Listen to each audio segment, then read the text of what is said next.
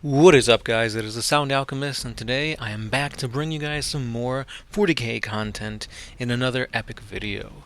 Today I'm covering the chaotic new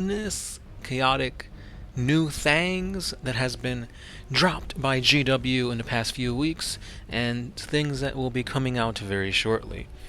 Basically, I'm talking about Vigilus and the box set ShadowSpear, the Chaos side. I'll talk about the Primaris / Imperium side probably tomorrow or the day after that. But let's talk about the big bad that has been officially revealed, and that is Abaddon. So Abaddon is the War Master. He is literally Chaos's #1 in the storyline, at least right now. The successor to Horus in a way, and Abaddon is here to play. No longer is he Abaddon the Armless, now that is Abaddon the Harmful. Don't quote me on that. But if we looked at the sculpt here, it has a lot of similarities to the Primarch Guilliman. As you can see, the positioning is somewhat similar. He's got the sword of epicness. If you don't know what that sword is, highly recommend you go to our 40 facts and look up the Demon Blade sword. It's really, really good. But anyway, Guilliman has the Emperor's flaming burning blade, and as you can see, the Draconian, I believe that's how you pronounce it, is being wielded by the War Master Horus. So hopefully on Vigilus we get to see the two swords clash. Now, spoiler alert, yeah, I did say go watch the video to learn more about the Demon Blade, but I'm going to give you guys a little bit of info right here. This demonic blade is so powerful that the demon inhabiting it was not able to be defeated by the Emperor. The Emperor literally had to contain it inside of the body of a custode, and even then it still came out, and as you can see it's still claiming souls for itself. So this blade is really, really powerful, and it's in the hands of Abaddon. So I can't wait to see the stats for it, because it is just going to be brutal. And if it's not, I'm going to be very disappointed. But that being said, looking at the rest of the model, you've got the Talon of Horus, the weapon of the Primarch. It is just, again, another amazing piece of war gear, and it just looks pretty awesome on the model. It is going to be a bigger sculpt by the looks of things, and it's highly detailed, and I really like how it came out. As of right now, the only thing that I can complain about is that the proportions look a little off. Like, he looks like his legs are too long, but hey, looks like he's not skipping leg day. Moving on, I'm going to talk about Haarken WorldClaimer.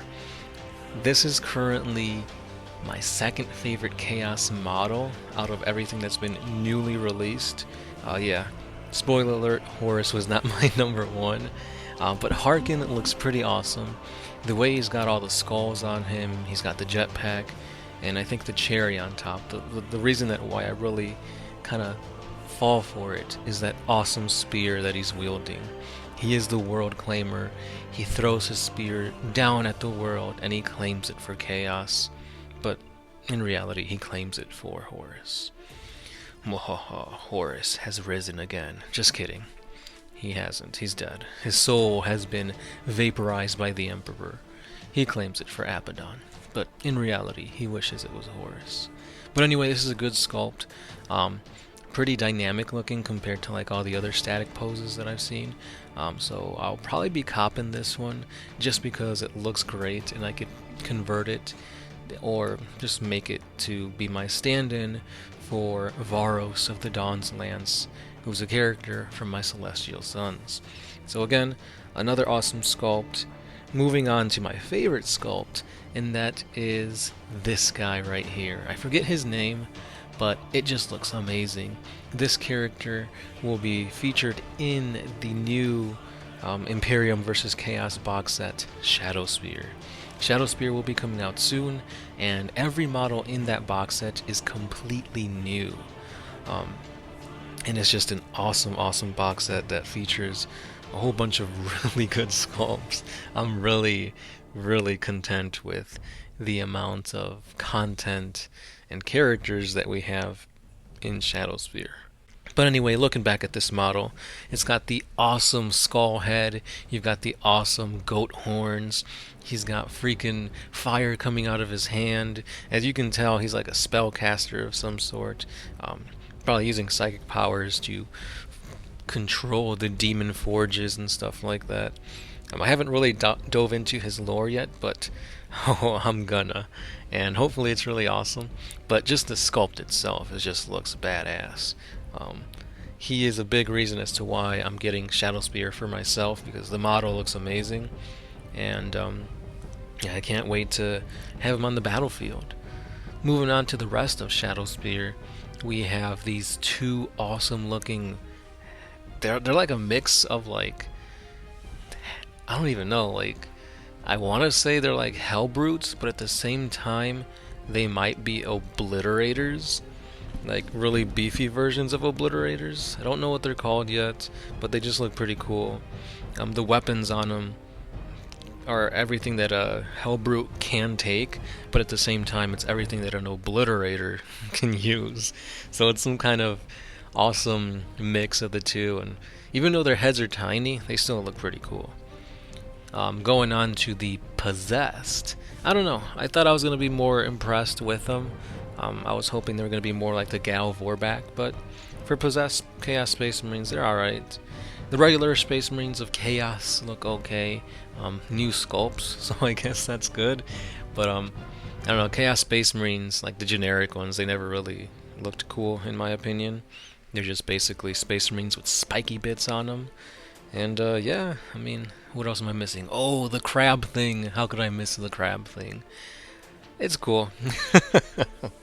I'm really looking forward to what exactly it does. But it's another demon engine, and it brings us closer to making a whole demon engine list with like the Soul Grinder, you got Defilers, can't forget about Defi, we've got freaking Mauler Fiends, Forge Fiends, Hellbrutes. Literally, you could bring a whole army of just like demonic engines to your enemy. Will it be good tactically? Probably not, but thematically it'd be pretty awesome. I might even try that actually. Also, if you play Nurgle Death Guard, you've got Plague Crawlers and a whole bunch of other demonically possessed vehicles that you can use. Hell, bring in a Hell Turkey or two. They're really good too. So yeah, a lot of cool things in this box set that I can't wait to see. One thing though that I will say is that I wonder how much Abaddon is going to be, because I'm pretty sure he's going to be his own character, like in his own box. And Haarken WorldClaimer is like around $30 for just that one model, so I'm probably leaning towards 50 for Abaddon, which he's going to sell. He's a pertinent character in the lore, and I remember back in 5th edition, I actually had a metal Horus model. I don't think I ever used him in a game, probably because his arms would not stay on. Glue would not work, plastic glue would not work. I freaking used hot glue, like modeling craft store glue, that did not work. Play-Doh was used, that did not work. So yeah, I'm really stoked to have an Abbadon model that works. And yeah, I mean, that's all I've got to talk about today. Let me know your thoughts on ShadowSpear.